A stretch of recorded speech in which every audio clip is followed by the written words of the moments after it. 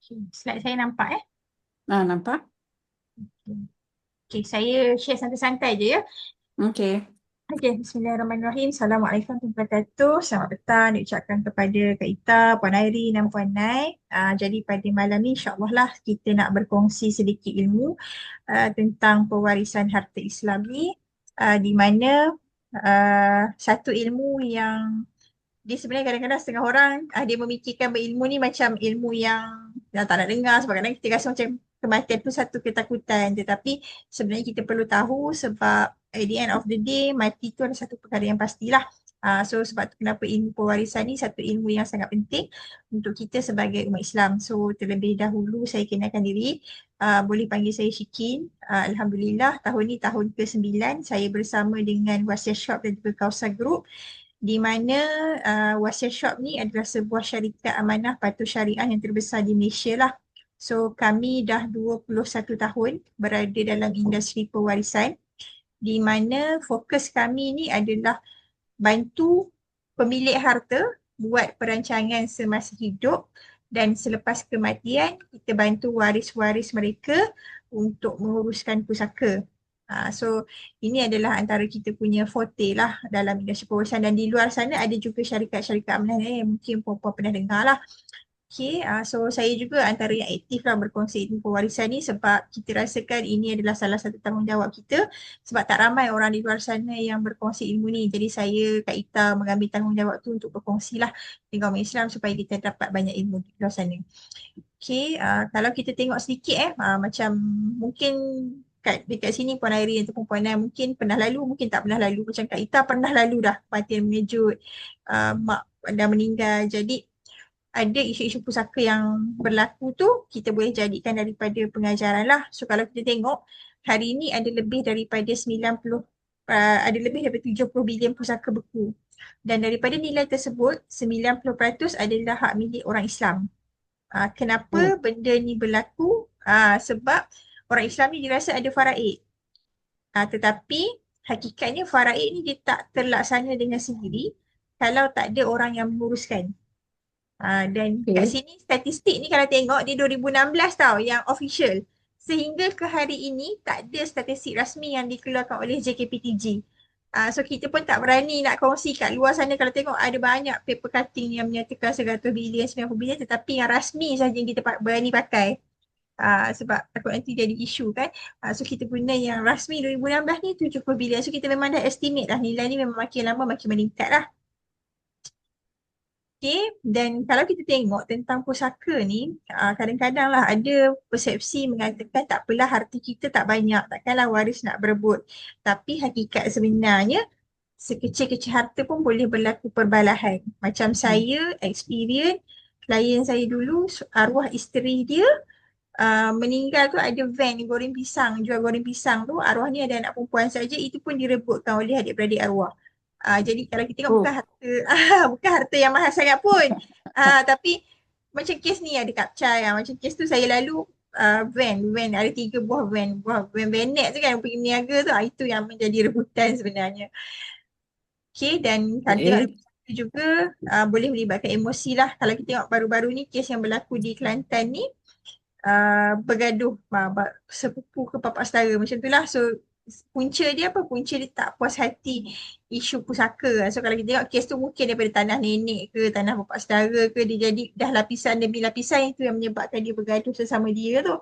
So benda tu kalau boleh kita nak elakkan daripada berlaku di kalangan keluarga kita.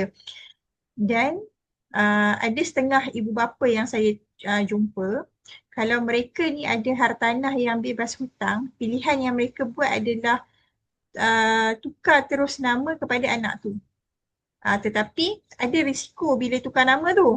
Risiko memindah milik terus ni adalah di mana mak ayah ni dia hilang hak lah ke atas harta tadi. So ni yang berlaku dalam kes Haji Kasim ni, bila dia pindah milik kepada anak dia, so anak dia jual. Dan Hmm. yang dijual tu, rumah yang dijual tu, mak ayahnya masih duduk lagi dalam rumah tadi. Jadi naiklah pada mak ayah tu. Sebab tu kenapa kita ada solusi hibah bersyarat tu. Maksudnya kalau kita hibahkan kepada anak kita dengan syarat selagi mana ada hayat pemberi hibah ni, dia perlu benarkan mak ayah tu masih duduk lagi dalam rumah tu, dia tak boleh simply halau. So kita sebenarnya boleh buat syarat balasan macam tu. Sebab dalam Islam ni kalau tengok solusi-solusi dia cantik lah. Okay, so kalau kita tengok sedikit tentang punca masalah pusaka ni, kita kenal pasti dia sebagai stok. Stok ni maksudnya beku lah. So yang pertama adalah sikap dan kejahilan waris. So kalau kita tengok, orang katalah kalau masa bila semua waris ada, masa lepas balik daripada kubur tu lah semua kumpul masa tu kan nak buat tahlil apa semua kan. Tapi kalau lah ada masa tu yang buka mulut untuk bercakap tentang pusaka, mesti akan cakap kubur mak merah lagi. Kau dah nak bercakap pasal pusaka. Kan jadi macam tabu lah dalam masyarakat kita. Tapi sebenarnya dalam Islam ada 3 perkara yang kita perlu segerakan selepas daripada kematian. Pertama, kebumikan jenazah. Kedua, bayarkan hutang si mati. Ketiga, uruskan pusaka si mati. Dah diberikan garis panduan. Kenapa? Sebab kita takut-takut termakan hak orang lain, itu yang pertama. Yang kedua, kita takut-takut ada berlaku kematian berlapis. So bila berlaku kematian berlapis, dia akan jadi lebih banyak lah warisnya. Bila lagi ramai waris, jadi lagi banyaklah isu-isunya nanti. Sebab tu kenapa kita galakkan untuk uruskan dengan segera. Jadi kalau tengok pada malam ni, alhamdulillah lah Puan Airin, Puan Nai ada inisiatif untuk ambil tahu, sebab sebagai pemilik harta kita ada tanggungjawab, sebab nanti kita ditanya juga apa yang kita lakukan dengan harta kita kan. So alhamdulillah sebab dah ambil langkah awal untuk ambil tahu tentang ilmu pewarisan ni. So yang keduanya adalah tak faham maksud harta dan pusaka. Jadi dekat luar sana ada banyak pendapat mengatakan tak boleh hibah lah sebab nanti ada hak faraid semua tu. Sebenarnya ada perbezaan antara harta dan pusaka. Semasa hidup, apa sahaja kita miliki ni, kita kenal pasti dia sebagai harta lah. So kalau masa harta ni, nak buat apa semua boleh. Nak hibah ke, nak sedekah ke, nak bayar zakat, nak wakafkan ke, tak ada masalah. Sebab kita sebagai pemilik ada hak sepenuhnya. Okay. Tetapi, bila berlaku kematian, apa-apa sahaja harta yang memang di atas nama kita ni, dia memang tak boleh simply digunakan oleh waris. Sebab dia ada flow dia. Flow dia apa? Pertamanya harta-harta yang tak dibuat apa-apa perancangan ni, pertama kita kena kumpulkan apa yang kena buat. Pertama tu kita kena tolak dulu kos ke bumi. Maksudnya kalau macam kalau suami meninggal, kalau kita uruskan kos pengkebumian suami tu, kita boleh ambil daripada pusaka dia. Kecuali isteri. Isteri meninggal, suami tak boleh ambil daripada pusaka isteri. Sebab tanggungjawab suami tadi untuk menguruskan pengkebumian isteri. Tu ada sikit berbeza. Tapi kalau adik-beradik ke mak ayah, kita boleh ambil balik daripada pusaka arwah lah. Itu yang pertama. Yang kedua adalah hutang kepada Allah. So macam fidyah puasa, badal haji, zakat, mana-mana yang tak selesai ni kena selesaikan dulu. Yang ketiga adalah hutang kepada manusia. Hutang kepada manusia ni macam hutang kepada individu, hutang kepada bank, kalau tak ada takaful semua kena selesaikan. Dan selepas tu untuk pasangan yang berkahwin boleh kalau nak tuntut harta sepencarian. Tetapi harta sepencarian ni tidak berlaku secara automatik. Kita perlu mohon ke mahkamah syariah dengan syarat perlu ada pembuktian. Contohlah kalau Puan Airin beli rumah nama dengan bersama dengan suami, rumah nama suami tapi Puan Airin ada kemukakan, ada bagi deposit masa awal-awal dulu. So kena simpanlah bukti tu kalau nak tuntut. Alamak, Kan? kena cari balik ni. Lagi satu, kalau macam isteri-isteri yang tidak bekerja, dia tak bekerja tetapi dia duduk rumah, dia membesarkan anak-anak, dia masak apa semua kan. Jadi dengan cara dia duduk di rumah membesarkan anak-anak tu, suami dia pergi kerja tenang. Dia tak fikir sebab kan anak kat rumah isteri jaga. Jadi dia boleh naik pangkat, dia dapat gaji yang selesa. Jadi daripada situ juga boleh sebenarnya dikira sebagai sumbangan isteri tadi. Cuma mungkin isteri yang tak bekerja ni mungkin dia tak banyak sangat lah 30%. Tetapi kalau yang bekerja ada direct kita dapat buktikan, biasanya 50% tu pihak mahkamah boleh benarkan lah. Itu untuk harta sepencarian. Dan selepas tu wasiat 1/3 untuk sambung amal jariah kita selepas kematian kepada bukan waris. Maksudnya apa? Contoh Puan Nai ada hasrat. Puan Nai selalu pergi masjid dekat rumah apa semua kan. Masa hidup ni dah biasa dah bagi dekat masjid. Tapi bila berlaku kematian kita rasa kita nak juga menyambung amal jariah tu sebab kita ni terputus segala amalan kecuali 3 perkara, ilmu yang bermanfaat, sedekah dan amal jariah, doa daripada anak yang soleh. Jadi kita rasa nak bagi, kita boleh buat wasiat 1/3 kepada bukan waris lah. Dan yang terakhir sekali, lepas kita dah tolak semua baki tu, barulah harta tadi diagihkan sama ada secara faraid ataupun muafakat.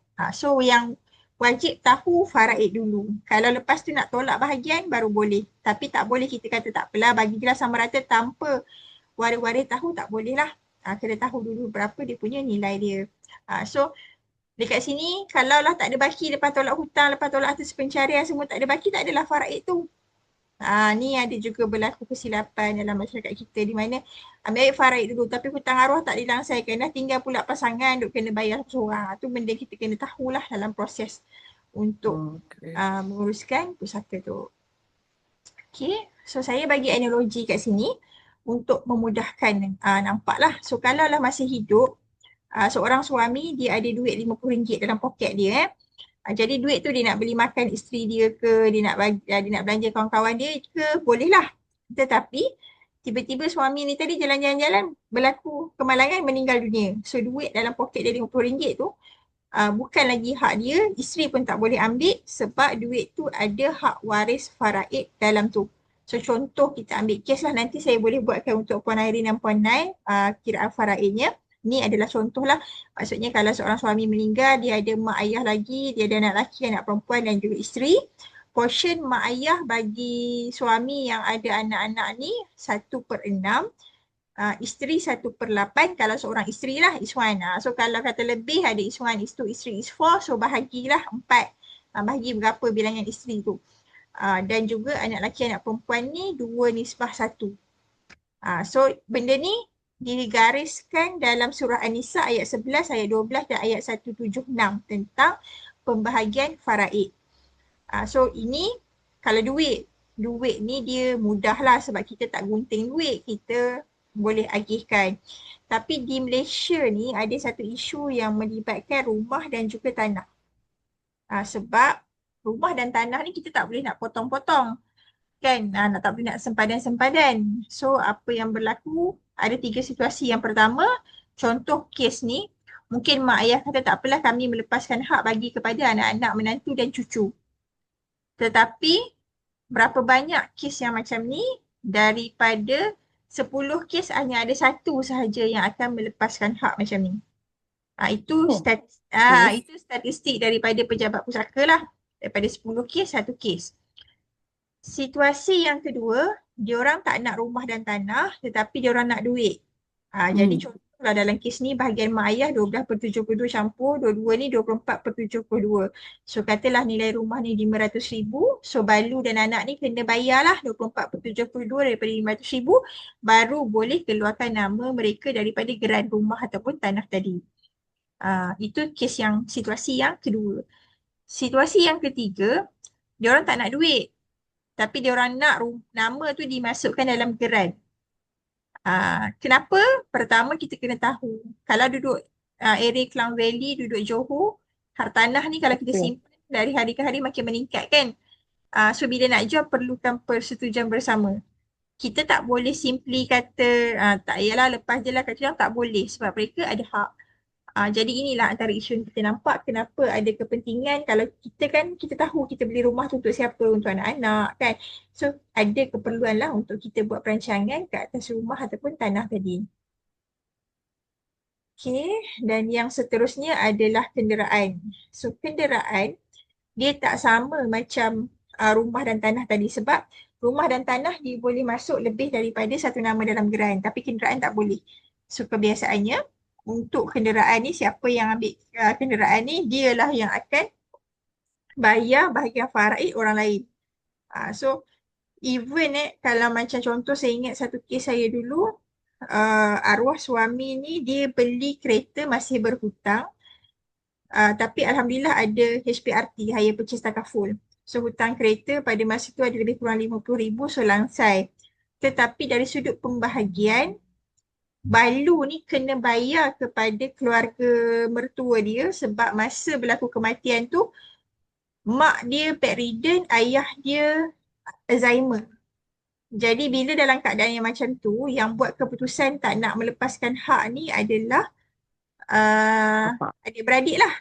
Oh. Sebab mak bapak ni dah Alzheimer, dah dia tak Tapi mampu nak terus. adik-beradik ada hak ke? Sebab dalam situasi yang mak ayah tak boleh buat keputusan, so adik-beradik lah yang akan buat keputusan. Oh, Sebab okey. dia pergi kepada, kalau kata mak ayah tu meninggal kan, dia pergi kepada adik-beradik pula kan.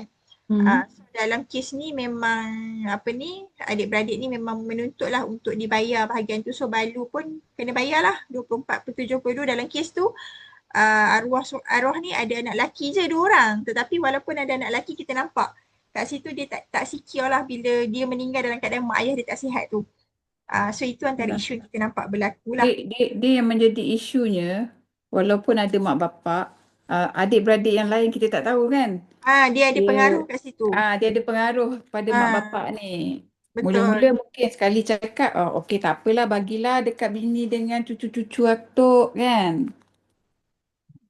Okey. Dalam maksudnya kalau macam setengah parents tak ada isu sangat, tetapi di belakang tu yang ada, itu yang berlaku Hmm. dalam kes tu. Memang totally Hmm. dua-dua tu tak available untuk buat keputusan lah. Sebab tu kenapa kalau kami jumpa klien dia ada parents, kita akan tanya condition mak ayah dia. I Sebab see. kalau mak ayah sihat pun kita tak tahu masa berlaku kematian tu macam mana. Kan, Hmm. sebab macam kes ni memang meninggal mengejut lepas buka puasa. Oh. Lepas solat rasa meninggal macam itu je. So itu benda yang kita tak expect lah benda boleh berlaku, tapi kita memang kena prepare lah dalam hal-hal macam ni kan. Hmm. Okay, so yang seterusnya adalah tentang operasi pengurusan pusaka. Okay, ini part penting sebab dalam masyarakat kita ni dia macam lebih faham kepada tentang wasiat, tentang hibah, tetapi part operasi ni orang terlepas pandang. Okay, so sebenarnya bila berlaku kematian, apa yang kita perlu buat dulu adalah mendapatkan perolehan kuasa daripada agensi-agensi yang dibenarkan. Jadi dalam kes ni, kalau kita meninggal ada harta lebih 5 juta, kita perlu dapatkan surat kuasa ni daripada Mahkamah Tinggi Sivil. Kalau kita meninggal harta kita bawah 5 juta dan ada sekurang-kurangnya satu rumah atau satu tanah, kita kena dapatkan surat kuasa ni daripada pihak pejabat pusaka kecil. Dan kalaulah si mati, masa hidup ni dia tak ada rumah, tak ada tanah, dia ada hanya aset alih saja, ada kereta ke, ada duit ke, bawah 600,000 waris dia kena pergi dapatkan di Amanah Raya Berhad lah. So kat sini yang proses pertama dulu dapat perolehan kuasa dulu. Okay, so lepas dapat perolehan kuasa tu barulah harta tadi boleh ditadbir. Maksudnya baru boleh perlu pergi bank, keluarkan duit, transfer hutang. Baru boleh pergi JPJ, pergi Puspakom buat inspection kereta semua tu. Selagi tak selesai part nombor 1 ni, selagi tu tak boleh nak jalan tugas lah. Dan yang terakhir sekali adalah pembahagian. So part pembahagian ni adalah tadi yang saya mention tentang faraid. By default, kalau si mati dia tidak membuat apa-apa perancangan semasa hidup, memang dia akan pergi kepada faraid. Tetapi sekiranya masa hidup dia ada buat dokumen perancangan, hibah ke, wasiat ke, harta sepencarian ke, so kita akan buat agihan ikut kepada apa perancangan yang dia dah buat semasa hidup lah. Jadi sebab tu kenapa saya selalu mention, buat dokumen hibah, dokumen wasiat, dokumen harta sepencarian ni, dia tidak mencukupi. Sebab kalau dia buat dokumen ni sahaja tapi yang dekat kunci nombor 1 ni dia tak buka dulu, still proses tu tak boleh berjalan. Dia ibarat kalau macam kita nak masuk rumah, pintu pagar, pintu rumah, pintu bilik. So hibah wasiat ni dia duduk dekat pintu bilik. Itu bilik. Yang kuasa tu duduk pintu pagar. Jadi kalau kita hilang kunci pagar tu kita kan paling bomba nak masuk dalam rumah kan. So itu analogi yang saya boleh bagilah untuk mudah faham kan. Okey. Okay, yang seterusnya adalah peruntukan kos dan masa. So, kalau bab pusaka ni, orang selalu katalah urus pusaka ni mahal. Mahal tu datang daripada mana? Datang daripada akta. Sebab dalam akta probit dan pentadbiran ni dah dibagi tahu mana-mana servis provider sama ada macam syarikat amanah macam kami ke, macam Amanah Raya ke atau peguam-peguam probit ke, boleh mengenakan caj kepada pelanggan ataupun waris sehingga 5% daripada nilai pusaka si mati. Maksudnya kalau si mati masa urus pusaka tu ada harta 1 juta, so 5% lebih kurang 50,000. Kalau ada anak kecil nak ambil duit kat mana? So ini antara perkara yang kita kena aware lah. So kita tengok juga dalam graf ni, kebanyakan kes pusaka hanya dibuat permohonan pada tahun ke-20 kematian. Wih, Maksudnya, tahun ni 2025. Yang meninggal 2005 baru nak buat. 2005. Ah, Baru nak proses baru ke nak baru nak? mohon. Wih, Ah, sebab apa anak dah tau? besar. Bukan, sebab dia adalah pertama nak urus kena duit satu. Yang kedua, nak urus ni perlukan masa. Orang nak kena ambil cuti. Kalau hartanah duduk dekat Perlis macam saya lah. Saya, mak ayah orang Perlis. Saya duduk Kelantan. Nak balik perlukan masa. Jadi nak ambil cuti semua tu kan. Lepas tu yang dapat harta tu ramai. Tapi yang Oh. nak urus tu seorang. Jadi dia menyebabkan kadang-kadang dia kata, malah aku biarlah semua orang dapat tapi kita nak kena urus orang. Itu yang isu-isu menyebabkan menjadi kepada kelewatan pengurusan pusaka. So apa risiko bila lewat urus? Pertama, bila kita urus lambat, tadi 2005, 2025 baru nak urus, nilai harta tu mungkin masa meninggal Hmm. 2005 tu baru 1 juta. Tahun dah 20 tahun, mungkin dah meningkat jadi 1.5 ataupun 2 juta. So bila meningkat, kos makin tinggi lah. Hmm. Itu yang pertama. Yang kedua, risiko kedua adalah kematian berlapis. Dalam tempoh 20 tahun, tak mustahil ada waris yang dah meninggal lagi. Betul. Jadi bila ada waris yang meninggal lagi, so jadi lagi susah lah. Mula-mula mungkin 5 orang waris. Tiba-tiba yang meninggal tu pula nenek. So nenek Oh. tu pula ada berapa orang adik-beradik. So itu antara risiko-risiko yang ada menyebabkan lama-lama ada yang tak urus. Saya pernah jumpa sampai 40 tahun lebih. 43 tahun seingat saya. Dan bila kita list-listkan pun ada yang sampai dah memang betul dah makan hak orang lah sebab tanah disewa tapi tak diuruskan. Orang lain ada hak atas tu kan. So itu antara benda yang saya tengok sangat kritikal lah kalau kita tak buat perancangan.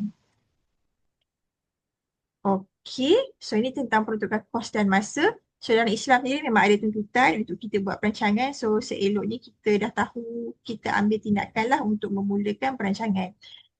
Okay, so macam mana kita nak selesaikan masalah pusaka ni? Kita kenal pasti dia sebagai FAS. So FAS ni apa? Yang pertama kita kena kenal waris faraid kita. Sebab daripada situlah kita tahu harta yang kita miliki tu kalau kita meninggal akan pergi kepada siapa kalau kita tak buat apa-apa. Maksudnya kalau macam Puan Airin sebenarnya beli rumah untuk anak. Tapi bila kita buat kiraan faraid, sebenarnya ada bahagian mak ayah. So mungkin mak keep duit untuk mak ni kita boleh tinggalkan duit. Maksudnya kalau kita meninggal dulu, kita boleh tinggalkan dana untuk dia nak beli ubat dia ke, nak beli pampers dia ke kan. Jadi kita boleh buat perancangan sebab kalau kita tak buat, nanti dia akan semua berkongsi. Berkongsi tu pula kalau masa meninggal tu, mak pun tak mampu melepaskan hak dia, dia pula melibatkan adik-beradik yang lain. So akan ada isu dekat situ. So itu antara benda yang penting lah. Nanti saya boleh buatkan mock-up ni untuk Puan Airin dan Puan Nai supaya boleh tengok kalau berlaku kematian, siapa yang layak menerima harta dan berapa banyak mereka akan terima harta. Yang kedua adalah senarai aset dan juga keperluan. So senarai aset ni kenapa? Pertama tadi kita dah tengok dekat operasi tu kita tak tahu harta kita ni kalau meninggal urus dekat mana? Pusaka kecil atau pusaka besar? Yang pertama. Yang kedua, kita nak tahu documentation sebab kadang-kadang kami jumpa dia kata ni tanah dia. Saya ada kes yang baru ni, dia kata ni tanah suami dia. Rupanya bila kita pergi ambil geran tu, tanah tu suami beli tapi tak tukar nama pun kepada arwah suami. Masih di atas nama Oh, pemilik penjual tanah. asal tu. Dia pun tak kenal. Cuma kita jumpa borang 14A tu yang tak pergi pindah milik lagi. Jadi ini yang kita nak tahu. Kita kata tanah kita rupanya tanah orang lain. So itu benda kita nak tahulah. Kemudian dari sudut ni juga kita nak tahu hutang. Sebab ada setengah orang dia beli rumah awal dia mungkin dapat coverage takaful penuh. Tetapi ada orang dia beli rumah lewat, coverage takaful tak penuh. Contoh dia hutang 30 tahun tapi takaful cover 20 tahun. Tiba-tiba dia meninggal pada tahun ke-25. Baki lagi 5 tahun siapa nak bayar? So itu kita kena tahu jugalah. Dan kita kena tahu juga hasrat harta ni nak bagi kepada siapa.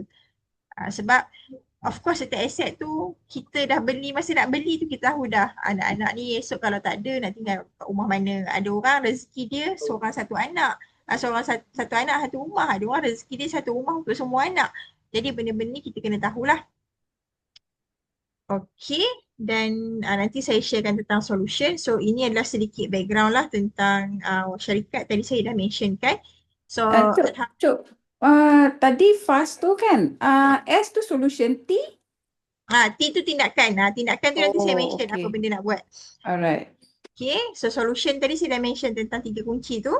Cuma nanti saya akan pergi lebih detail bila dah dapat asset listing semualah. Cuma saya roughly explain ni. Okay, so dekat Wasiah ni kita ada lebih daripada 40 produk lah tentang solutionnya.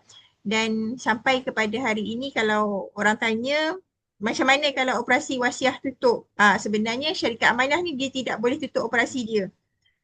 So kalau berlaku apa-apa, dia hanya yang berubah adalah bot lah. Dia macam bank juga, kalau perasan kan bank merge semua tu, dia memang tak boleh tutup operasi.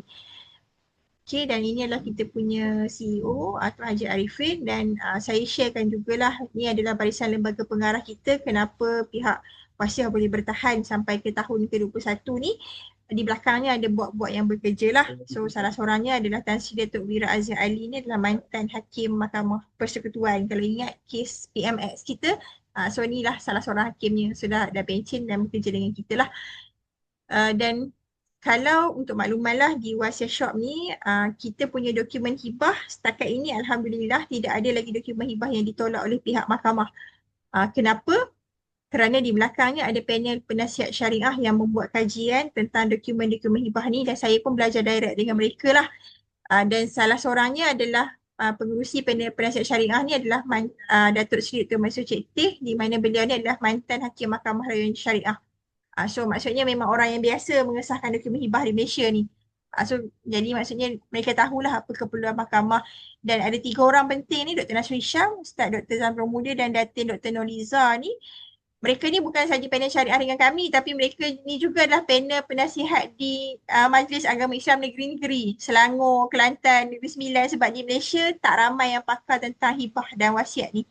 So mereka ni macam satu Malaysia ni memang mereka lah antara orang yang memang running lah untuk isu perancangan harta ni.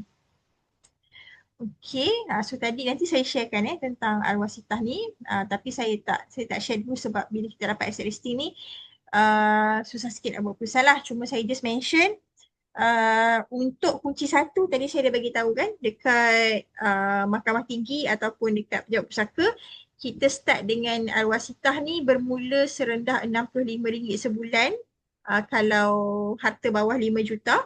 Tapi kalau harta lebih 5 juta, kita boleh pergi kepada Al-Wasitah Berlian lah sebanyak 175 sebulan, maksimum 15 tahun. So nanti kita akan tengok asset listing baru kita pergi kepada ni lah. Tapi yang mudahnya tadi kan saya mention, kalau untuk kos tu biasanya dalam akta membenarkan sehingga 5%. So kita nak mengelakkan beban kepada waris, kita gunakan tabung Al-Wasitah ni lah, tabung tabaruk. Dia macam hairat kematian. Kalau hairat kematian ni kita urus body, tapi tabung Al-Wasitah ni kita uruskan pusaka. Okay. Pusaka. So kalau katalah maksimum 15 tahun meninggal awal, dia bayar contohnya 5 tahun meninggal. So baki 10 tahun tak perlu bayar lah. Dia akan kira tabung tabaruk di situ. So ini nanti kita explain further detail, tapi saya just maklumkan untuk inilah secara surface. So kunci yang kedua tadi adalah pendaftar pembagandaian. Tadi saya mention tentang harta-harta tu. Kita kena tahulah macam contoh, rumah yang masih berhutang, pemegang gadaian dia adalah bank ataupun LPPSA. Kalau kenderaan, pemegang pemiliknya tu adalah JPJ, nak tukar nama kan, akaun-akaun bank semua adalah bank lah. So yang ni kita kena tahu. Okay, dan ni saya pergi kepada hibah. So hibah ni dari sudut pengertiannya adalah pemberian atas dasar kasih sayang tanpa mengharapkan apa-apa balasan. So hibah ni kena ada rukun dia. So ada 4 rukun. Yang pertama dia ada pemberi hibah. Yang kedua ada penerima hibah. Yang ketiga ada harta yang ingin dihibahkan. Dan yang ketiga dia ada ijab kabul. So ijab kabul ni kita boleh guna, ada 3 cara lah buat masa ni. Pertama kita jumpa secara fizikal, maksudnya kita jumpa, kita sign dokumen dan kita record video. Itu cara yang pertama. Cara yang kedua kita guna akad Zoom macam ni lah. Sebab dulu masa PKP kita tak boleh bergerak. Jadi kita gunakan akad Zoom ni.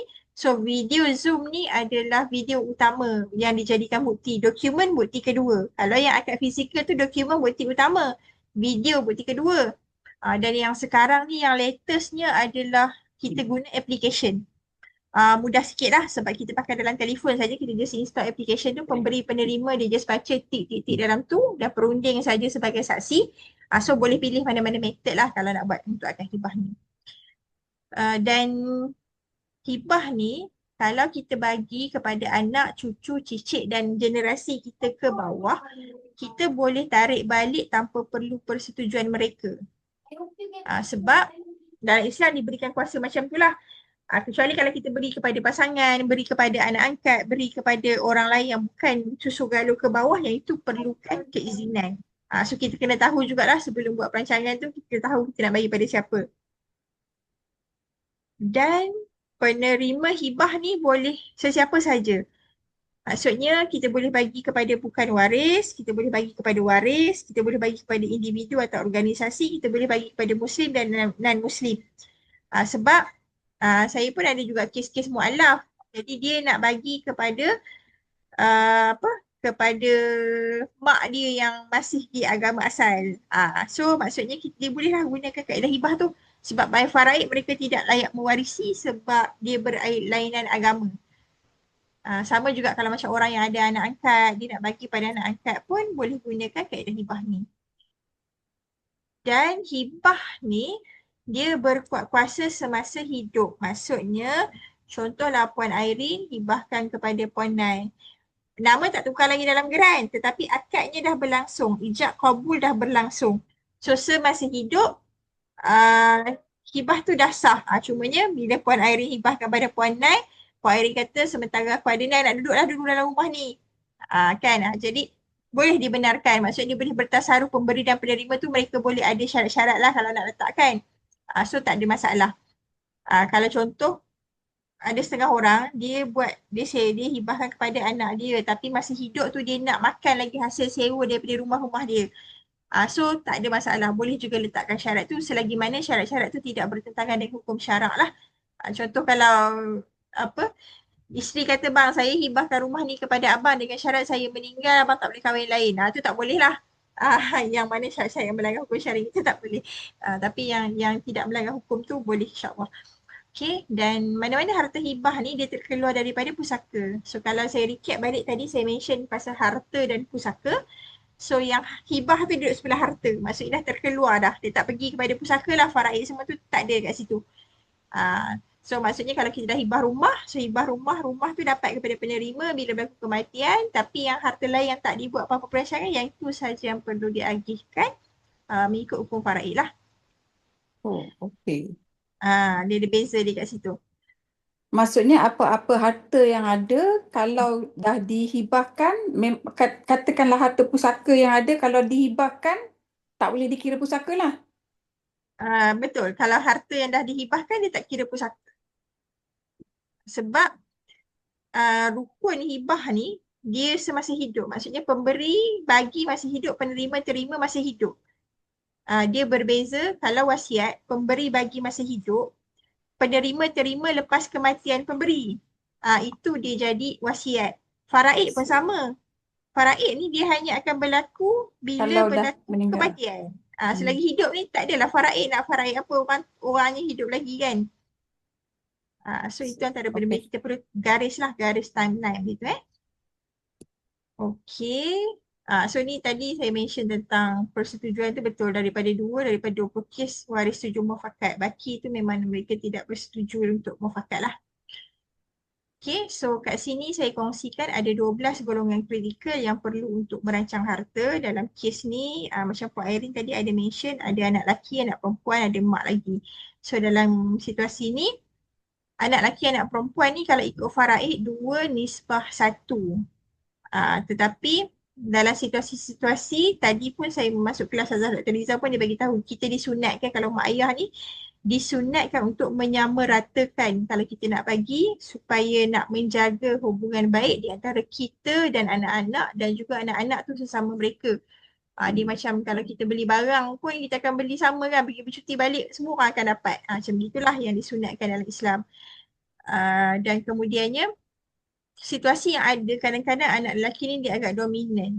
Macam saya pernah lalu klien ni dia buat hibah kepada dua orang anak lelaki, seorang anak perempuan. So anak lelaki ni dapat seorang satu rumah, anak perempuan dapat dua rumah. Oh, So apa yang berlaku, terbalik. abang ni question, kenapa adik dapat dua rumah, kita Hmm. orang dapat satu rumah. Sudahlah tu, dia orang pula dapat rumah tu jauh jauh daripada luar bandar. Tapi adik dapat rumah kat bandar. So kat situ kita boleh nampak masa mak ayah hidup pun dah ada isu. Kalau mak ayah tak ada, macam mana agaknya? So itu antara benda yang kita kena tahu kenapa disunatkan untuk menyamaratakan tadi itulah.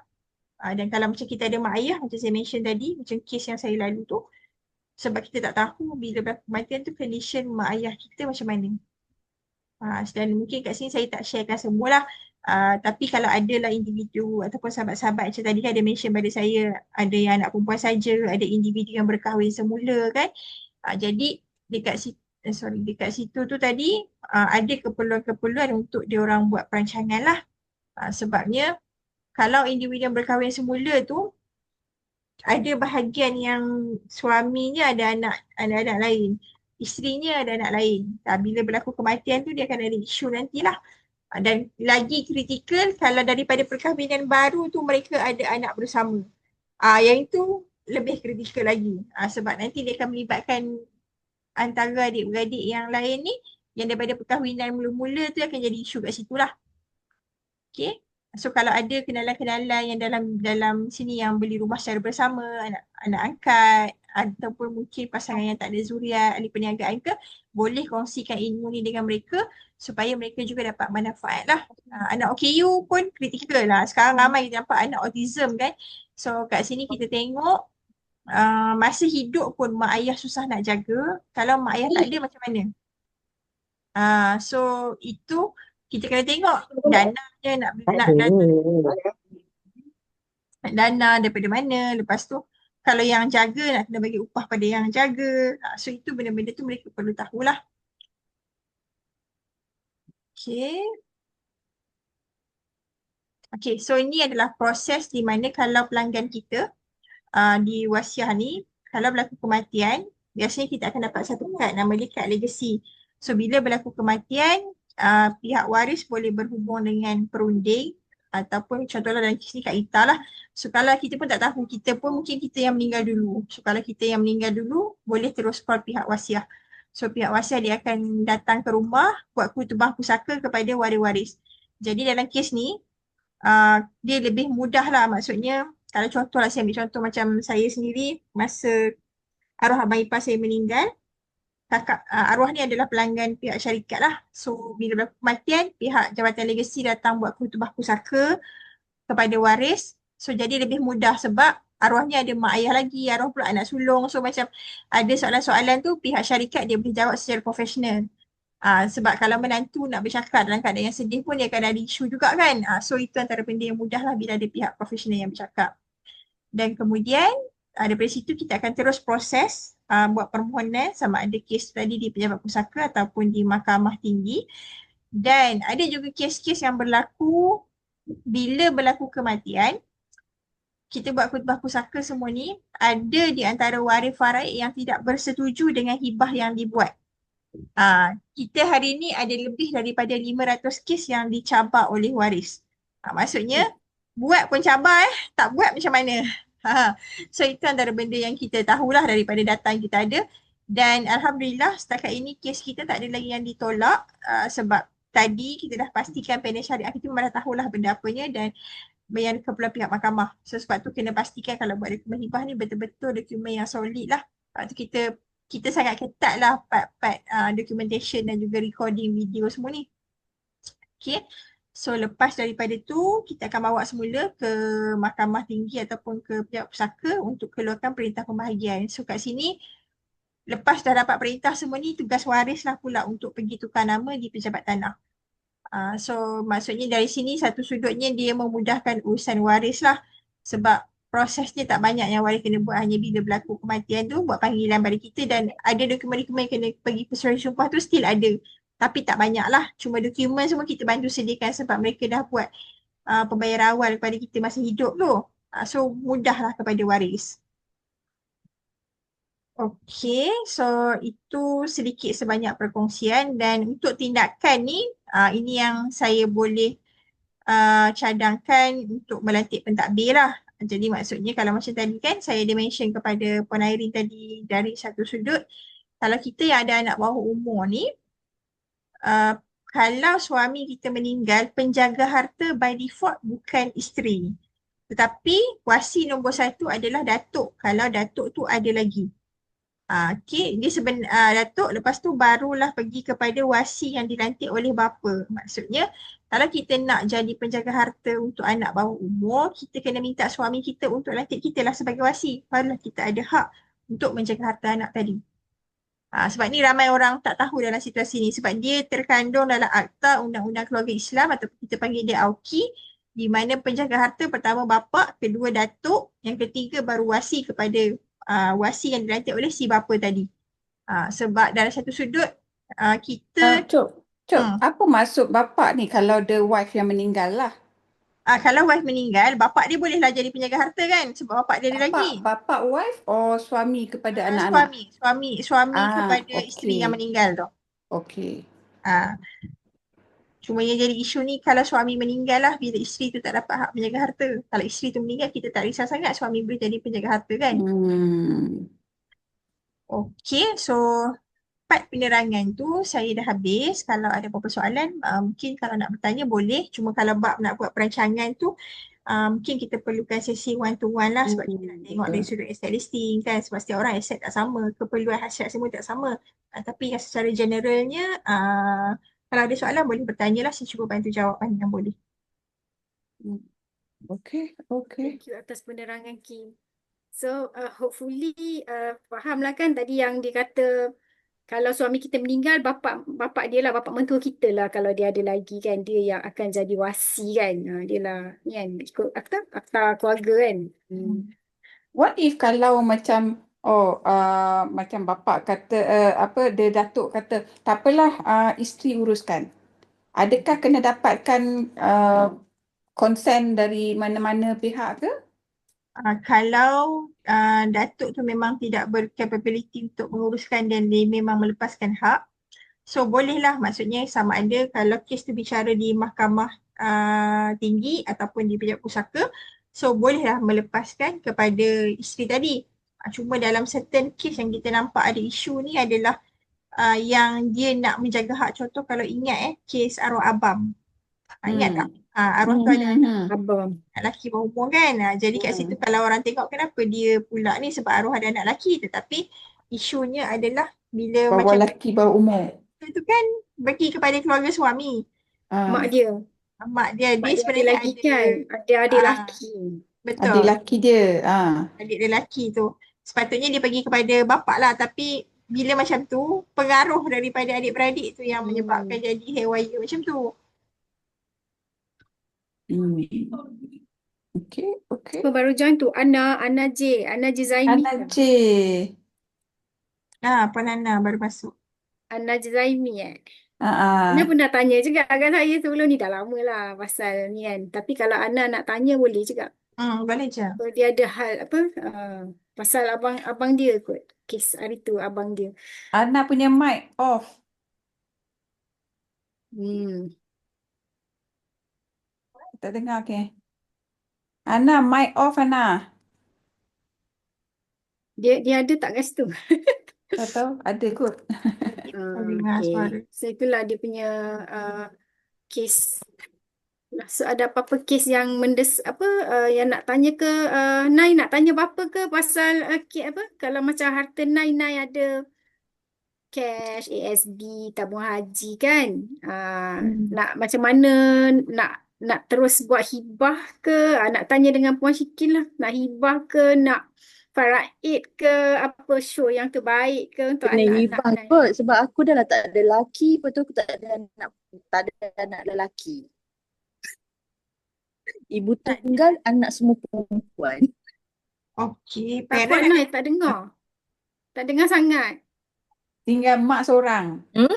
Nai single Oh, sebab mother. apa Ah. dia? Nai Anak semua single mother. perempuan. Lepas tu Nai tak apa ada anak perempuan saja kan. Lepas tu Ah, Ada so mak. sekarang ni ada Ah. mak.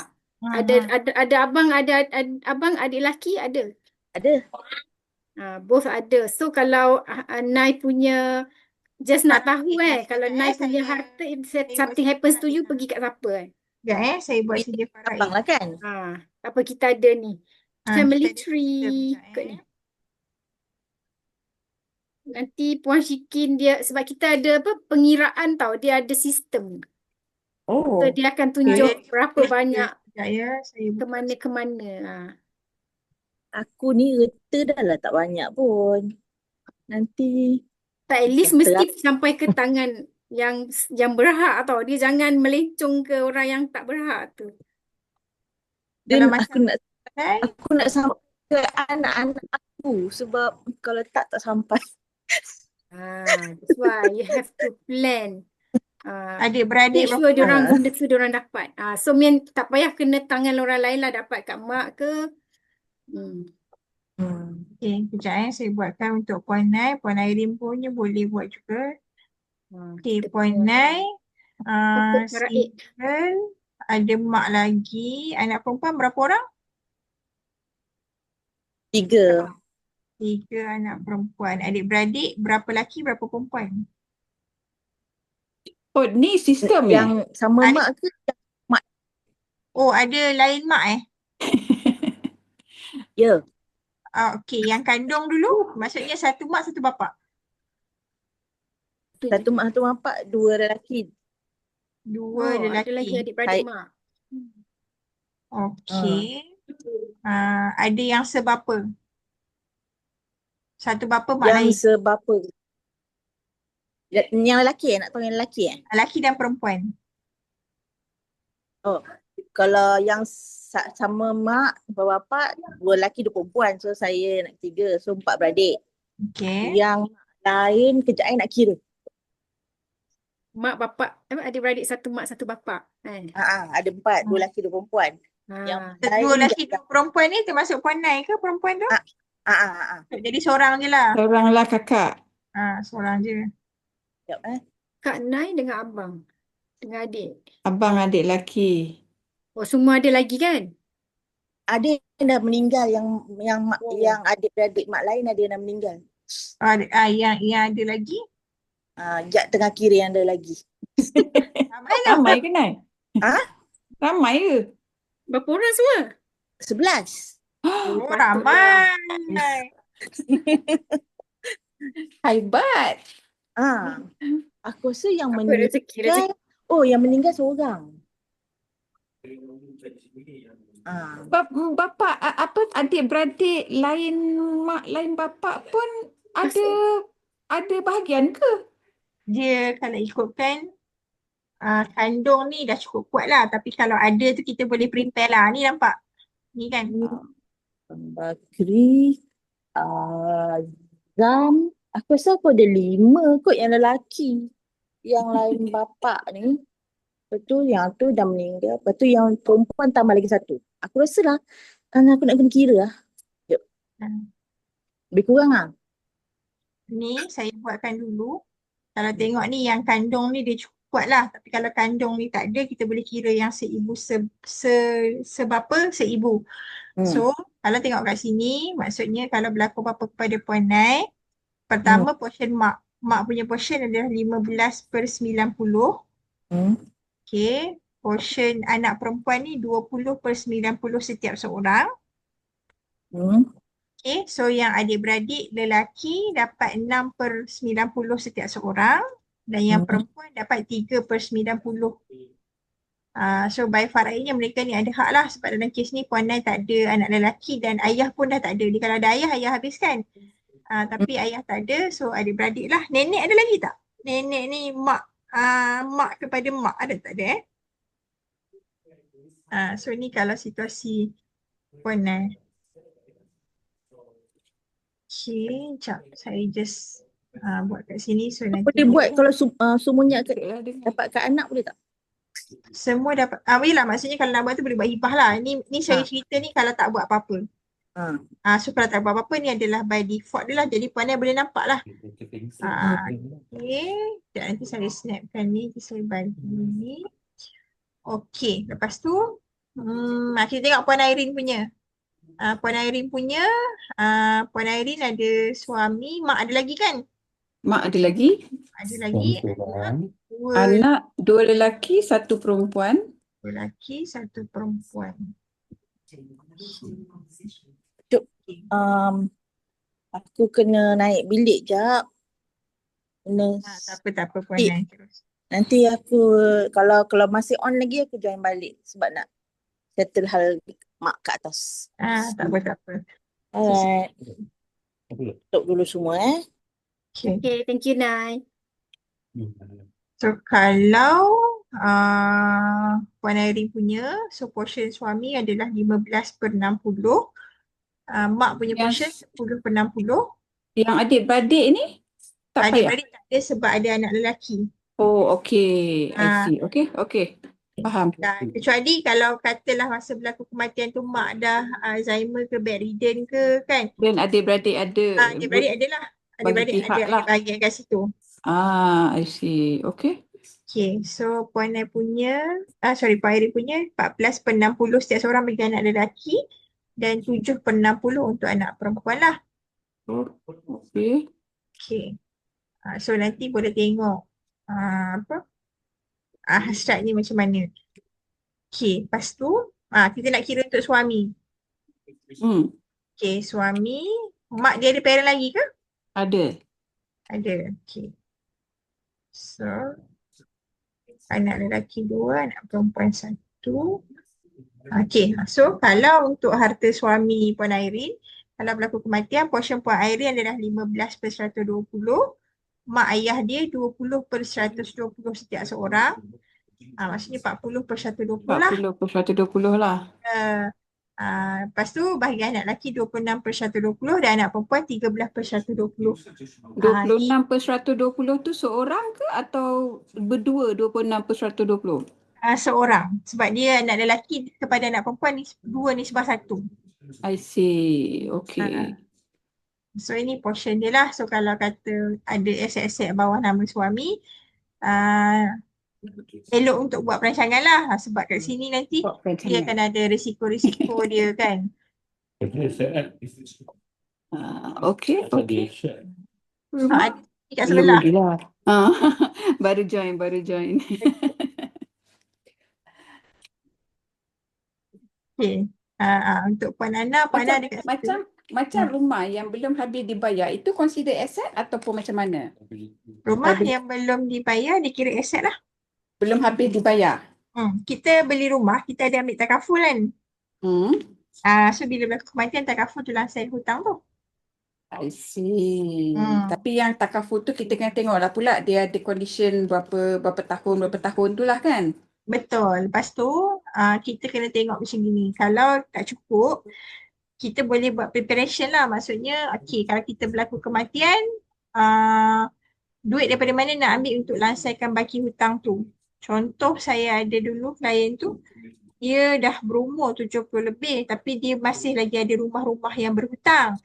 Tapi dia tak boleh ambil takaful lah sebab dia dah berumur kan. So, tapi dia ada dana untuk lansaikan hutang, iaitu dia ada duit tabung haji dia banyak, juta lah. Jadi maksudnya dia boleh lah, pihak bank pun dia boleh settlekan lah. Cuma kena amanahkan kepada pentadbir untuk settlekan. Itu pun benda yang penting untuk kita buat dalam perancangan harta lah. Okay.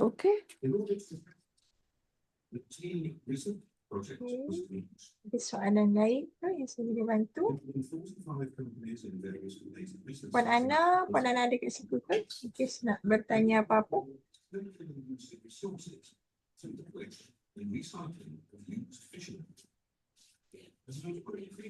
Kalau macam dia nak tahu macam katakanlah nak buat hibah kan, adakah Ada any fees ke apa-apa, and how does it calculate? How do you calculate the fees? Okey, yang pertamanya kalau pertama kita pergi kepada yang tadilah yang kunci satu dulu tu, saya ada mention tentang arwasitah tadi tu kan. So pertama kita buat yang tu dulu sebab yang itu adalah main dia, yang paling penting. Okey, so yang tadi Boleh tengok dia punya slide yang tu. boleh kejap ya.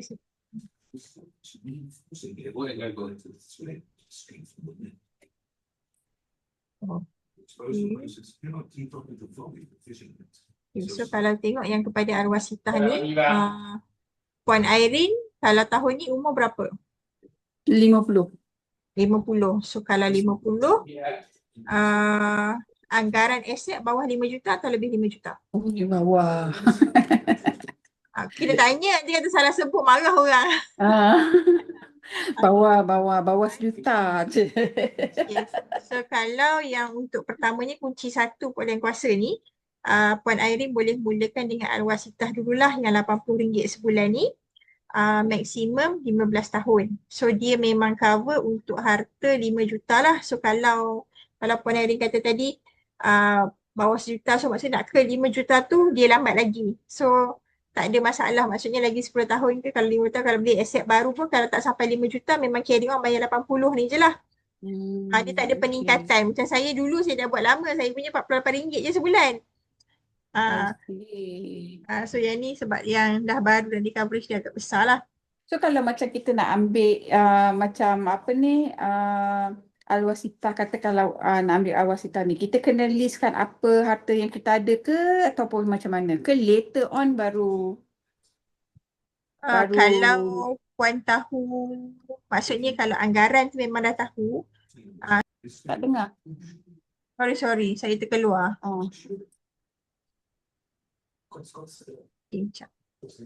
So kalau macam yang untuk arwasitah ni, as long as kita tahu anggaran tu pun dah memadai lah. Sebab yang ini dia lebih kepada urusan dekat kunci satu tadi tu. Cumanya benefitnya adalah pertama, kita ada akhirat kematian RM2,000. Kemudian kita ada khidmat gauma profesional sebanyak RM20,000. Maksudnya kalau berlaku apa-apa, so duit dana ni lah dia sebenarnya dah tabung tabaruk. Maksudnya kalau kita meninggal sebelum cukup 15 tahun, so baki tu tak payah bayar. Sama juga kalau kita panjang umur, contohlah sekarang ni 50, so 15 tahun. 15 tahun maksudnya last adalah 65. Katalah meninggal masa usia 70 ataupun 75. So bayar tu memang maksimum 15 je lah. Bila berlaku kematian tu still pihak syarikat akan bantu untuk menguruskan pusaka tadi. So kat sini juga yang ada kutipan pusaka kepada waris, safekeeping document. Kalau kata dokumen-dokumen apa saja yang dibuat dengan kita, so memang akan disimpan di pihak syarikat lah.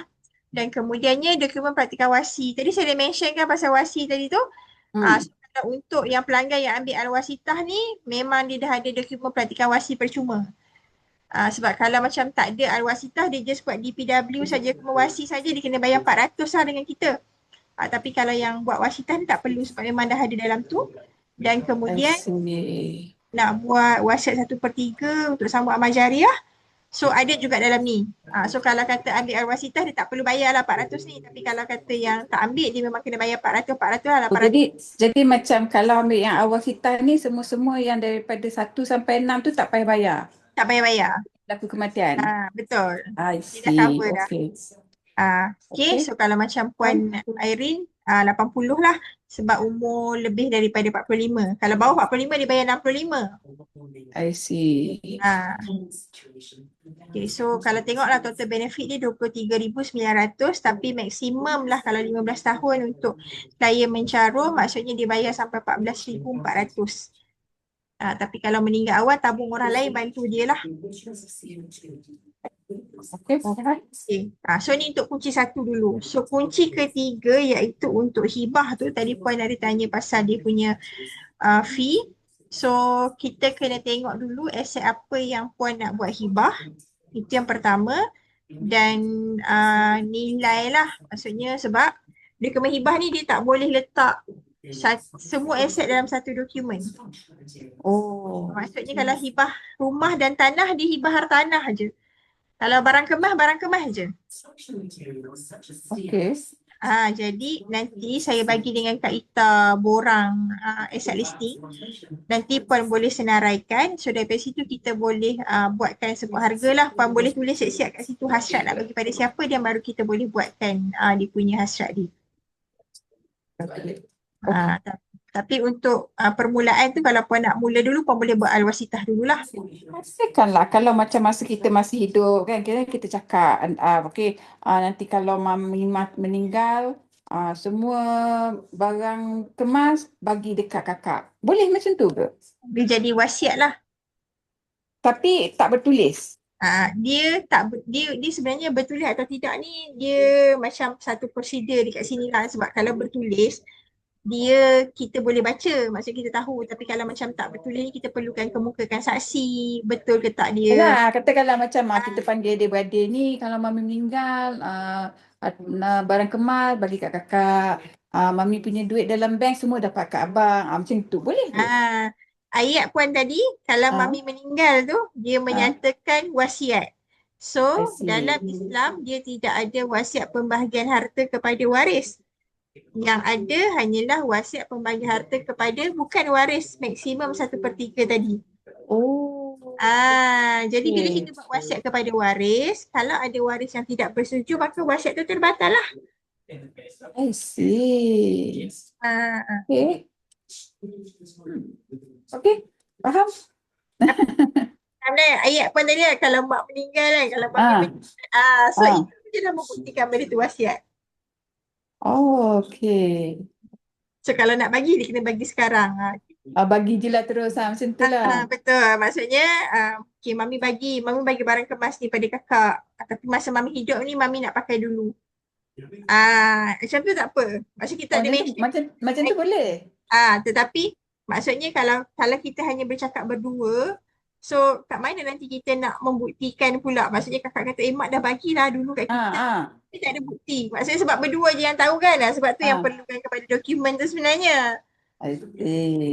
Bila dokumen ada saksi semua kan. Tak pun ni kakak mami bagi pakai. Macam tu je lah. Macam tu ya, betul. Macam kita duk bagi pada anak-anak sekarang, bagi telefon apa semua kan. Cuma yang kritikal tu adalah pada aset-aset yang berdaftar. Kalau macam yang tidak berdaftar ni, kita macam mudah sikit lah, kita boleh bincang sama hari ni. Tapi yang berdaftar, itu yang rumit. Sebab yang berdaftar kita kena pergi kepada proses perbicaraan. Okay.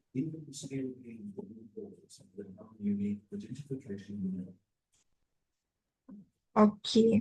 Puan, lepas tu kalau Puan tengok juga, antaralah barang berdaftar yang biasa menjadi rebutan ni, macam kita tahulah barang kemas. Walaupun dia tidak berdaftar, tapi sebab nilai dia tinggi, so itu antara benda-benda yang kita tengok ada keperluan lah kalau macam untuk buat perancangan tu. Okay. Okay. Puan Nai, ada apa-apa soalan ke Puan Nai? Tengah menjaga maknya. Okay. So kalau nanti saya bagi form asset listing tu, nanti Puan boleh isi dululah. Kalau kata nak start dengan wasitah pun, nanti boleh maklum pada Kak Ita untuk Kak Ita bantu. Okay. Ada apa-apa lagi yang lain ke Kak Ita? Tak ada dah. Tadi invite juga kawan, ada kakak ni, dia memang dah lama dah nak ajak suami dia ambil wasitah kan, sebab anak dia perempuan seorang je, anak tunggal. Okay. So dia ada bapak, kakak ni ada bapak lagi. Lepas tu adik-beradik suami dia pun ada lagi, mak ayah suami ada lagi kan. So dia rasa macam, lepas tu hari tu dia dah tanya banyak tau. Semalam ni hebat, dia tak boleh pula, ada apps dia rosak lah, handphone dia problem. Alah, apalah, susah sebab kalau dia seorang kan macam, ya kan, dia bila ramai-ramai ni boleh lah dia nak tanya apa dia nak tanya kan. Tapi itulah doa ada masa wasitah. Seorang-seorang. Kalau seorang-seorang pun boleh. Kalau seorang-seorang, at least kita macam boleh buat asset listing tu, kita buat secara personal lah. So okay. Yelah, kalau dia betul-betul nak nilam sebab hari tu dia kata nak dengar penerangan je. Lepas tu ajak dia masuk wasitah sebab dia kata dia nak paksa lelaki dia ambil wasitah tu.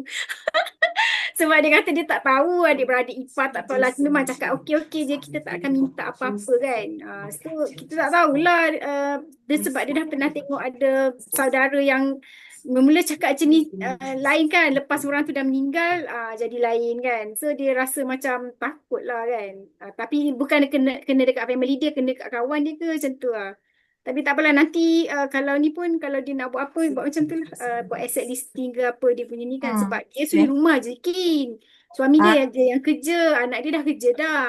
Tapi anak perempuan seorang tu je tinggal kan. itu antara yang kritikal lah sebab kalau Dia suami ada lagi. single breadwinner, ini yang jadi banyak kes-kes tu bila macam tu berlaku kematian, isteri tak boleh nak survive. So yang ni ada kepentingan sebenarnya untuk suami buat perancangan sebab in case anything happen, ada yang ditinggalkan kepada isteri dan anak-anak tu. Dia takut dia kena hak dia diambil lah. So kata tak apa, celik lah sikit kan. At least you know hak you kan. Macam tu lah, things like that. Tapi tak apalah, nanti yang nak setting balik lah dia sebab dia nak ajak dengan suami dia sekali. Better. Kalau better lah untuk kalau macam pasangan kan macam tadi Pak Airi pun husband ada kat sebelah. So better Oh untuk ya, tak ada naik. so macam kalau Ellie dua-dua dapat ilmu tu lagi mudah lah untuk nak buat tindakan kan. Husband dia macam bab-bab ni dia macam malas sikit. Biasalah orang kan, dia bila tak Ya. faham dia malas kata. Terkena Malas lagi. kan ambil tahu, kau ambil tahu seorang lah. Macam tu kan. Dia cakap tak boleh nak kena suruh lelaki dia ikut sekali dengar kan. Barulah dia, sebab dia suri rumah, dia rasa macam husband dia tak adalah macam biasalah kan. Tak nak dengar cakap dia kan sekadar suri rumah je. Tapi dia ni sebenarnya member sekolah arwah suami. Okay. Lepas tu Faham. baik dengan dia sampai sekarang kan, daripada kenal masa reunion tu. Itulah bila borak-borak sini dia kata, anak akak perempuan seorang lah. Dia kata, yelah macam tu lah. Tapi tak apa, nanti kita akan setting lah balik Kin kalau ni. Ya, boleh. Saya setting balik lah dengan Kin Boleh je nanti set semula lah. So rasanya tak ada apa. Anything else yang membelenggu Cik Irene? So far tak ada. Kau nak tanya bagi pihak Fina ke? Fina kan hari tu dah cakap kan. Nanti kau boleh cerita dekat Fina apa yang solution dia ke nak macam Kau ni? lah, Ita lah yang bagi tahu kalau dia tanya. Padahal patutnya dia lah yang join kan. Sebab Tapi dia yang busy tanya. dah Tin. Boleh susun tu nanti kalau dia ada ke lapangan ni nak Zoom personal boleh, kalau masa Kin turun sana pun okey je. At least kalau dia ada masa kita boleh jumpa lah kan. Sebab kadang-kadang kita lebih kepada nak memberikan ilmu sebab bila kita macam saya rasa mungkin malam ni pun Puan Airi, Puan Nai pun dapat ilmu baru kan. Jadi bila kita berkongsi baru kita tahu kan, macam tadi dapat pasal hak penjaga harta. Hak penjaga hak wasi tu. Ya, kalau tak kita pun tak Wasi tahu. kan, Jadi benda tu sebenarnya kita nak educate masyarakat tu untuk ada ilmu lah tentang perancangan harta ni. So wasi tu Kin, kalau kata dia tak ada pak mentua, both pak mentua tak ada, isteri lah yang jadi wasi tu. Kalau kata yang suami tu Dia boleh tengok juga adik-beradik suami tu. dia boleh select Macam- jugalah. Macam Ita, your case hari tu macam mana you boleh jadi wasi? Dah Dia tak macam ada gini sebab dia tak ada pak mentua tak ada, mak mentua tak ada. Lepas tu sebab suami ni dia tak ada harta rumah, dia tak ada harta alih, dia ada motor je sebab dia dah jual sebelum ni. Dia memang ada 2 biji rumah semua, tapi sebab masa isteri dia yang first tu kanser, dia dah jual semua harta-harta dia tahu. So dia cuma ada duit dengan motor je. Jadi mudah So lah. it's easy for me buat faraid sebab kita pun dah faham faraid tu berapa mana. Kita pun dah calculate guna yang sistem tadi kan. Dia memang letak dekat dia ada KWSP. KWSP tu memang letak nama aku. So dia kata memang dia pun faham lah sebab masa ni pun dia duk ikut juga bila kita orang pergi ada ni kadang-kadang dia jadi apa tu Syikin, yang dia jadi apa hari tu saksi. Dia pernah Ya, ikut dia jadi saksi akan hibah untuk klien Kak saya. Hibah tau. Kak Hibah ni kita kena ada saksi. So dia pernah jadi ni. So dia dah tahu. Dia dah faham, dia dah tahu. Ni gini macam dia nak arrange apa semua, dia nak macam mana. So macam easy for me to arrange lah sebab dia pun tak ada harta alih pun. So memang adik-beradik dia memang tak nak ambil tahu pun. Abang dia ada abang, dia ada adik lelaki, dia ada kakak. Dia patutnya memang macam tu lah kan. Adik-beradik tak payahlah. I mean, yelah bagi kita fikir macam gitu, tapi nanti kan adalah pula kata itu faraid ikut hukum Islam. Sebab dia pun ada isu juga. Rumah pusaka mak ayah dia tu pun, dia pun baru tahu yang dia ada hak dekat rumah tu. Tu rumah tu adik dia duduk seorang tau. tak pernah bayar apa-apa pun. So dah cakap dengan anak-anak arwah ni kan, kalau anything happens to Pak Su tu yang duduk rumah atuk korang tu, korang ada hak dekat situ. Sebab ada hak bapak dia kan dah jadi waris apa tadi Kin? Waris Harta, berlapis. Lapis. harta berlapis. Tak gila aku dah lupa. Ada apa? Berlapis apa? Kan? Kematian berlapis kan? Kematian It's like berlapis. that lah. So just alert dekat situ since diorang pun tak nak settlekan benda tu, so there's nothing I can do lah. So kita kena tahulah. Macam tu lah, adalah hak anak-anak, hak aku pun ada kat situ, hak anak dia pun ada kat situ. Aku Tapi ni tak banyak loss ni, banyak gangguan iklan tadi. Sorry ya. apa dia. Tak apa, nanti kalau ni boleh personal session dengan dengan Macam apa tu lah. ni, Kita kita boleh Okay. dia lah. Okay. So Kes aku complicated sikit. Okay. So Sebab kau banyak ada adik-beradik tiri kan?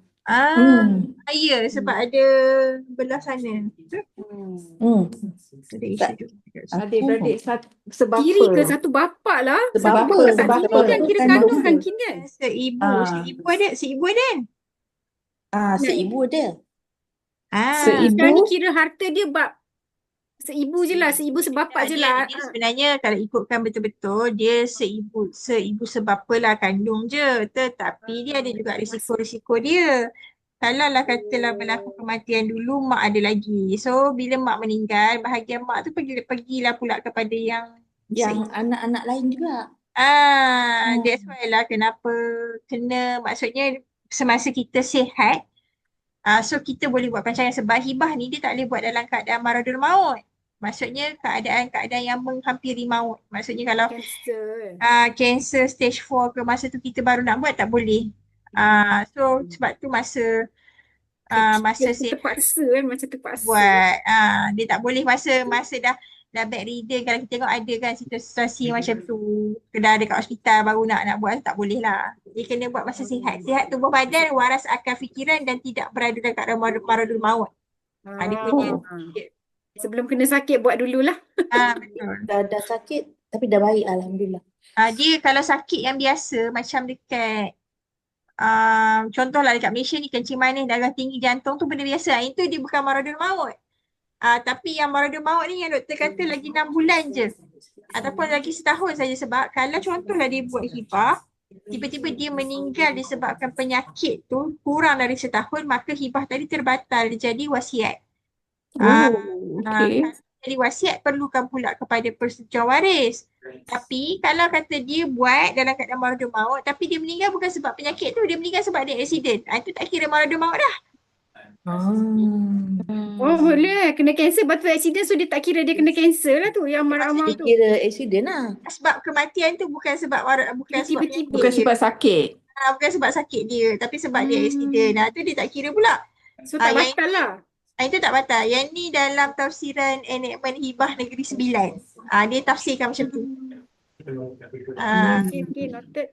Itu antara benda-benda kita kena tahulah. Memang part ni macam teknikal sikit, tapi di side saya kena bagi tahu juga, sebab kan kadang-kadang orang dah dapat sakit baru nak buat. So kita tak naklah perkara macam tu. Kalau boleh kita buat ni masa sihat. Kita dah buat, Tapi kena sakit, tak apa.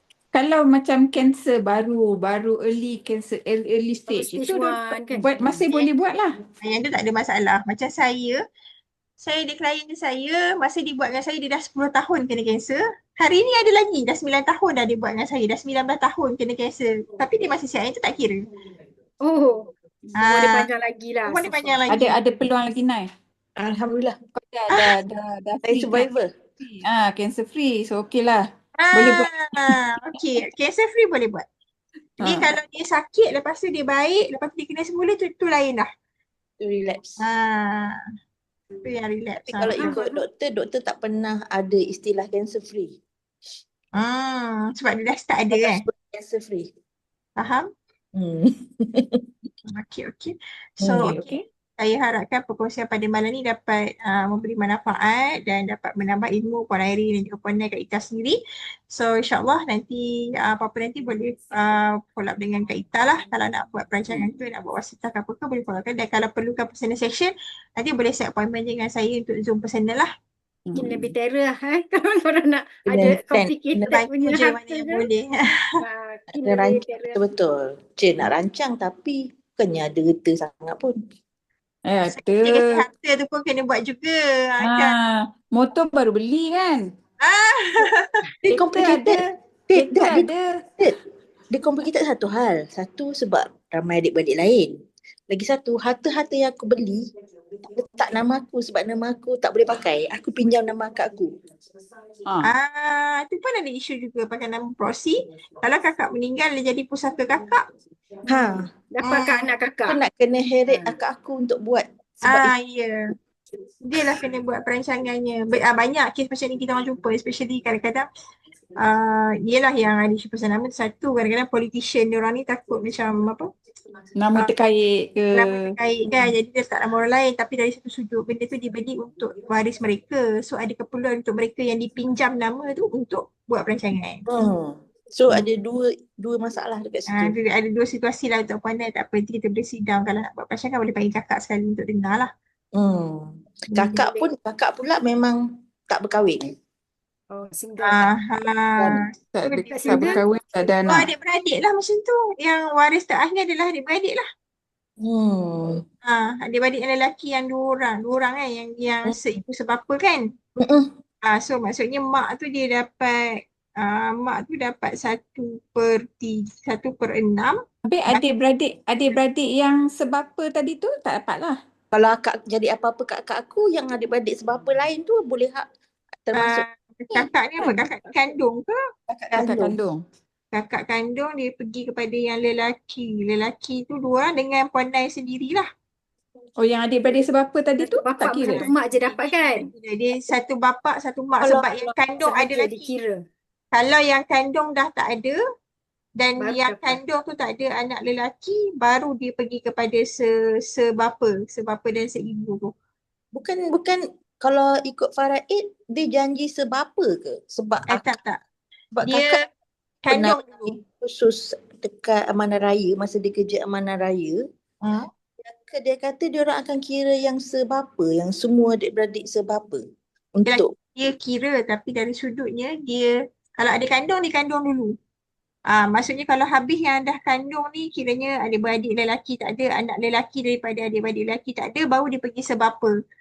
Lepas tu baru Kalau seibu. maksudnya tak ada macam kalau yang adik-beradik yang lain adik-beradik kandung ni semua dah meninggal. Tinggal adik-beradik semua dah sebapa je, dan adik-beradik sebapa dapatlah. Betul. Kalau dah meninggal, dia tengok pula, dia sebelum pergi sebapa tu dia tengok dulu adik-beradik Ada anak kandung tu, lelaki. anak lelaki daripada saudara kandung lelaki. Anak saudara lelaki lah. Anak saudara lelaki daripada Anak saudara kandung lelaki lelaki. daripada abang. Daripada abang tu. Abang dia ada tak? Tengok situ. Sebab dia turun kat dia dululah kan. Sebelum adik-beradik yang daripada abang yang lain mak. Tak. Yang seibu dan sebapa. Seibu.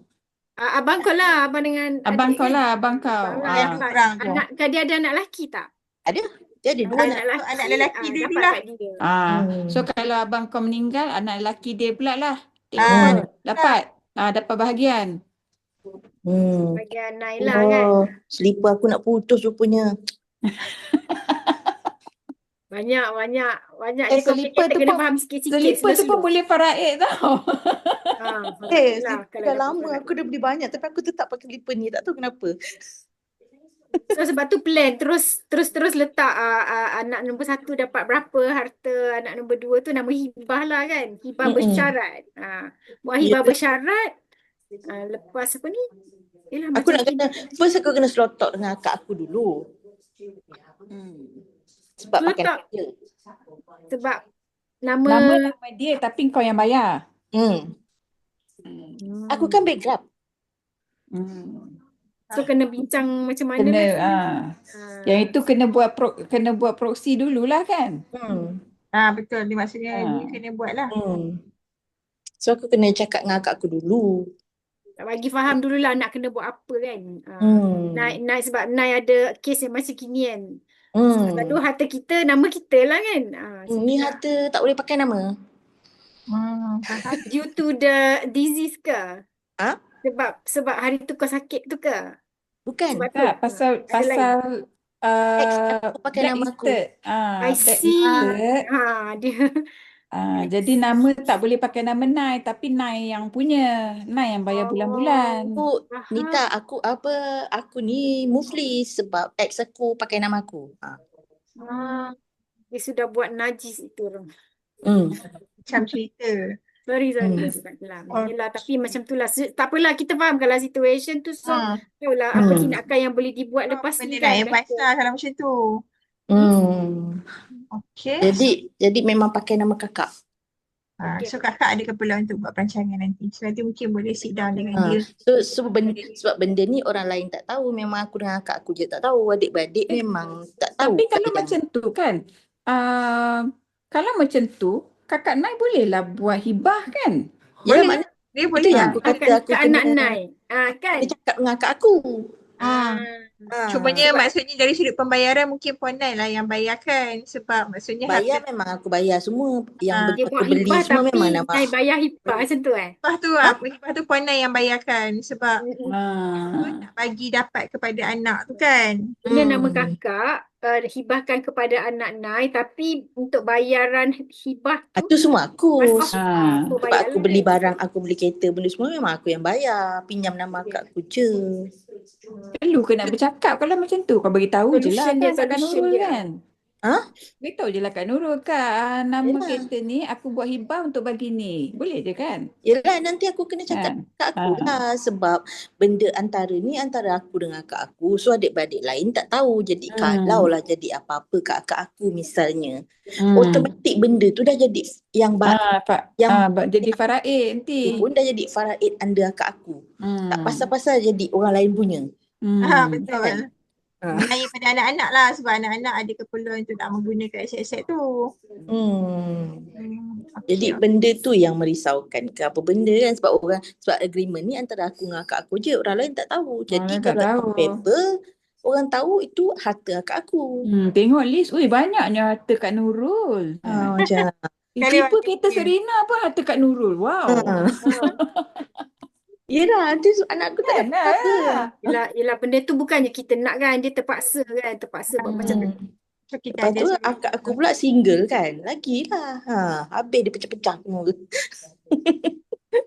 Okay, Solution dia yang aku nampak is kau terus buat hibah, Kak Nurul sign je lah. Yelah, aku macam planning kau. aku nak buat hibah. Lepas tu suruh dia saja. free je lah. Aku nak explain why. Kenapa nak buat macam tu lah. Sebab harta kau. Cuma pakai nama Tapi dia okey dia. je kan? Tapi Kak Nurul okey je kan? Dia okey je. Aku hidup pun ada je orang petikai Plan macam mana? aku yang belikan aku harta aku. So kalau nak buat tu nanti boleh bagi asset listing lah macam Kim cakap bagi asset Nanti listing. Kim bagi Apa hasrat kepada siapa, berapa banyak. Nai, motor Kak Chai Plan pun je, nanti plan. orang berebut, Nai. Itu. Takut nanti orang rebut sebab anak perempuan semua. Sebab yelah, Kim lagi banyak kan experience dia dengan perancangan. Banyak sangat. Aku Dai lain pun sama aku kot. kan. Okay, so kalau tak ada apa-apa saya close dulu untuk sesi malam ni. Nanti apa-apa nanti boleh berhubung dengan Kak Ita lah untuk kita tengok apa yang kita boleh bantu Puan Airin dan juga Puan Nai. Okay. Terima kasih Puan Syikin Bagi pada sesi malam ni. Semoga bermanfaat. Salah silap saya mohon Bermanfaat. maaf juga lah. Semoga dapat ilmu bermanfaat. InsyaAllah. Amin. InsyaAllah. Amin. Alright. Lagi. Assalamualaikum. Salam. Bye. Terima kasih Kim. Bye. Okay, Kak. Thank you. Ya. Bye. Bye. Bye.